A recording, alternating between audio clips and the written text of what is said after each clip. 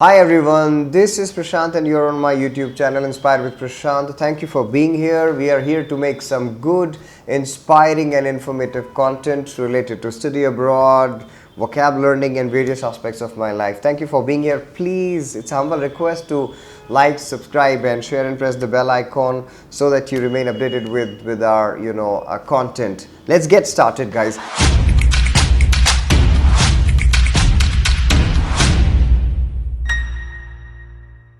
So today's video is a very important video for all of everybody who wants to understand the cost of education as far as studying in United States is concerned. Because there are a lot of layers to it, I thought to make a video and explain it. And also I'll be talking about various ways of scholarships and assistantships in which you can have your tuition or the expenses lessened. Let's get started. Number one thing is understanding the cost of education. Now, I'll tell you the real scenario. What happens? So, the moment you've applied to a university or you have referred to a website of the university, and you might want to explore the cost on its website, and this is particularly true when it comes to master's degrees at PG level. So you go to a website and then you see that estimated what they would be writing, or either on the website of the university or at the I-20 which you are expected to receive after your admission. So you read the cost as estimated tuition. Let's say they write estimated cost of tuition around 25,000 US dollars. And on below it they would have written the estimated living expenses around, let's say, $15,000, and miscellaneous is around 5,000 US dollars, which may be the insurance and the other sorts of fees. And then you see either at the website or in the I-20 the tuition. This is a 1 year estimate of expenses that the university is trying to convey to you, and this comes out to be around 45,000 US dollars. Now what's your mistake here? Number one, you take the cost as a ballpark figure and you immediately, in most cases, multiply it by 2. And here you get the first shock of your life that I never thought that my cost of masters would be $90,000, because I was prepared for 30, 40, 50 lakh rupees of cost for living plus tuition. Now this is, your thought process were wrong, your assumptions were completely wrong. Now listen to this. Number one, this cost usually would come if you're living within the campus, right? And hardly any master's level students would be living in campus. So understand the 15,000 US dollars.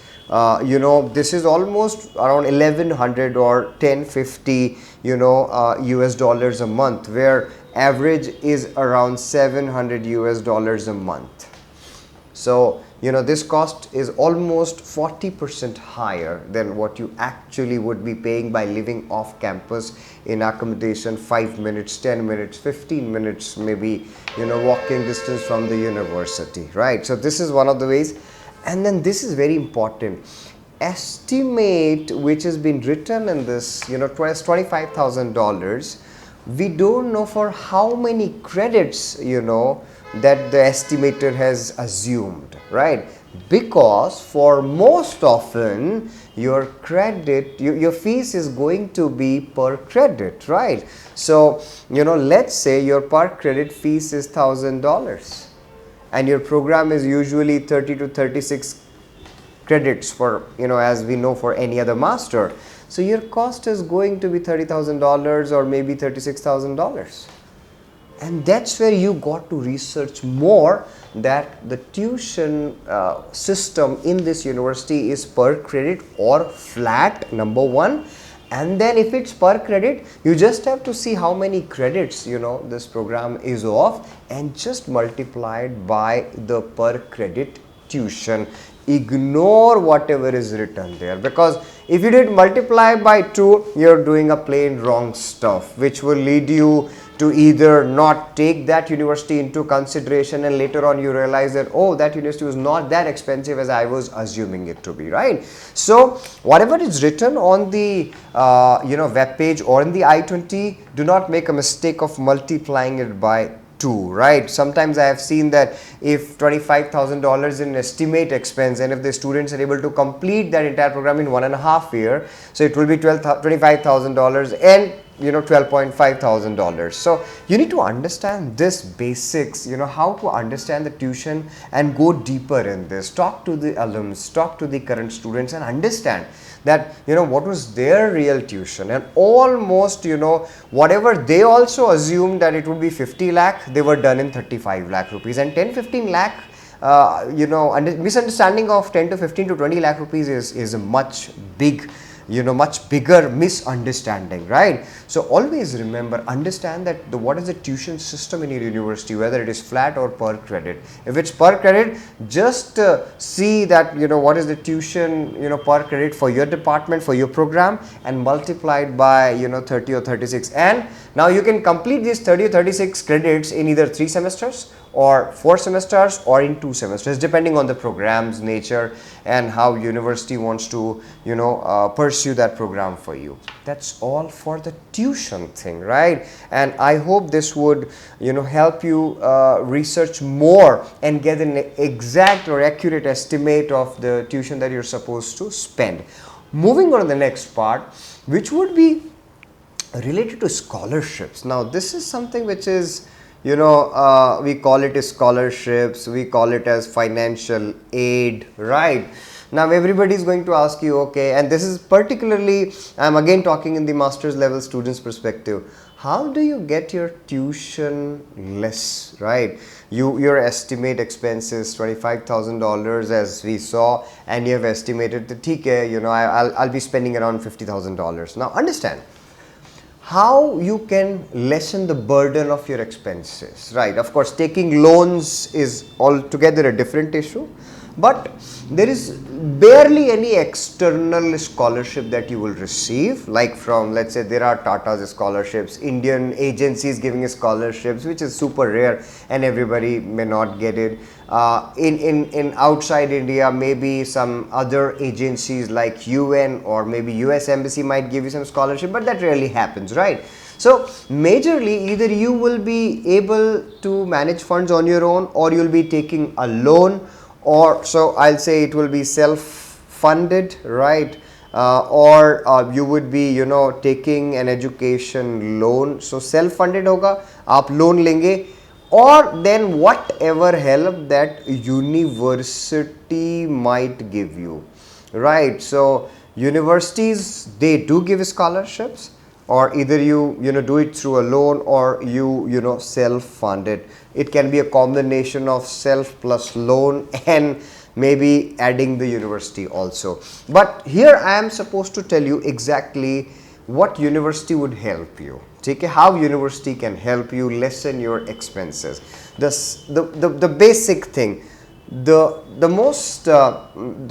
commonest of all is your tuition, scholarship in your tuition, right? Let's say they give you a scholarship of $4,000 annually, or maybe $8,000 annually, or $10,000 annually. So that will be a split in 2 semesters. If it's a quarter system, it will have a 3 split, right? So with your offer letter, you have to see that if university has given you some sort of tuition waiver. Tuition waiver means that, okay, you have to pay, let's say, $20,000 for an year as a tuition. Now they have given you a scholarship of around, let's say, $5,000. Right, so $15,000 would be paid, and 2.5 in first semester and 2.5 in the second semester would be reduced, right? So understand that whether you have got some tuition waiver or not, right? This is a scholarship from the university which is adjusted. They don't pay you, it is adjusted in your tuition, right? So when you will be billed by a university, you will have that that particular amount reduced, right? Now the second way Now this is probably, it usually does not happen till you land into the university. This is called as assistantship. Assistantship means what? A research assistantship, a teaching assistantship, or a graduate assistantship, right? Now every university would be treating these assistantships differently. As I told you, that very rarely it might happen that you might be given an assistantships before you land into the university. So you have to understand that it's not a big disappointment if you're not getting any assistantship before reaching. Right now you have reached to the university, you are trying to knock the doors of your professors in your department, or trying to connect to other department, or trying to explore the website for any assistantship available, right? So there are various scenarios. If you get a teaching assistantship, if you get a research assistantship is usually for PhD people, but yes, in most cases students become a grader or a teaching assistant under a professor, or they become a graduate assistant. That means they're doing some work for the department, right? Now once you've been awarded, these 2-3 scenarios might happen. Number one, in some cases the entire tuition gets waived, so the tuition becomes zero. That's what the US system is the best for master's level studies. So your tuition gets zero, and you get stipend also, ranging from $800 to as high as $1,500-$1,600 for master's students. This is called as teaching assistantship, or a research assistantship, or a graduate assistantship. Scenario number one, tuition is zero, which I have seen with a lot of our students happening, and then you're being then you're given stipend also. The second scenario, the tuition does not get waived full, right? It's not a full waiver, but it might your tuition might get half, right? 50% of the fees that you might have to bear, and then again you might get a stipend also. And the third scenario, you just get a stipend, there is no reduction in the tuition. So if you are that lucky person who gets the assistantship in either of RAG or TA, then either you'll get a full tuition waiver and assistant, or the stipend and the stipend. And in the second scenario, your some part of the tuition might be slashed, and you again might get a stipend also. And in the third scenario, you might just get in stipend. Again, stipend, what was the range I told you? $800 to $1,500 dollars. So the two scenarios that I just told you. The third scenario, which this was more or less for tuition, right? So I'm talking about a tuition waiver where the fees is adjusted in terms of the scholarship that you're given with. And the second is procuring any assistantship throughout the university or throughout the department, right? Now, very important, third, another way is ability to find a part-time job in a university.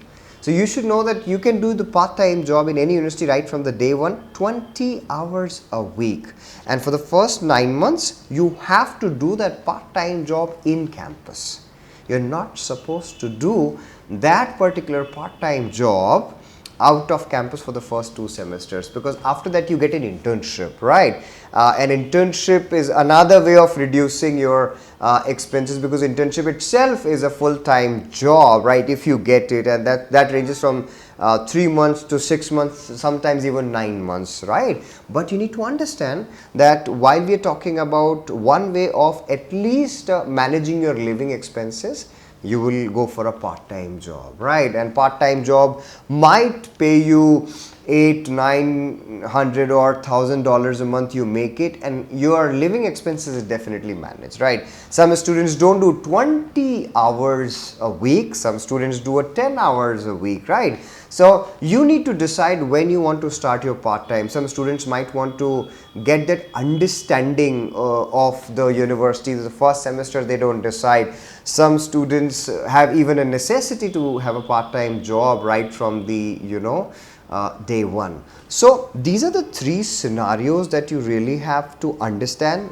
First one I recap: tuition waiver, right? Getting scholarship, which is going to get adjusted, in terms of your overall tuition and per semester wise, and they would always give you that scholarship for the first year, and then it might get renewed if you are able to maintain that certain CGPA that university has asked you to maintain. Second, getting any assistantship, so you need to connect to your professor or department people where they can help you with any sort of assistantships. Third is definitely a part-time job which might help you 20 hours a week working opportunity in a computer lab, in cafeteria, or anywhere within the university for the first 9 months. Otherwise it will be illegal if you do it outside the university. And the another type, which I just want to give you the information, if you're a PhD student, usually in United States for PhDs, it's usually, for most of the part, it is already funded. It is but naturally funded and stipend even before leaving India. So with your offer letter, you're supposed to get a fully funded offer if it's a PhD. In masters, mostly it's not the case, right? So that's what I wanted to tell you, and I've covered two topics: that how to understand the tuition, dig deeper, and how do you are able to lessen the cost of your tuition by various opportunities. And as I told you that after first 9 months, you get that opportunity of doing an internship for 3 months to 6 months, right? Depending on the universities, how much time university has agreed to allow you to work after 2 semesters, right? So even if it's 3 semesters, it's a 3 months salary, which is sometimes as high as $20,000. So you might be able to pay your next semester tuition with that particular money that you earned through the internships, right? So I hope you have understood the content. Give me a thumbs up in the comment section, or raise a query in the comment section if you have any, and we'll continue to help you for achieving, when it comes to achieving your study abroad dreams, right? Thank you for being on Inspired with Prashant YouTube channel, and yes, do subscribe it. Thank you so much. Looking forward for posting more videos in near future. Thank you guys.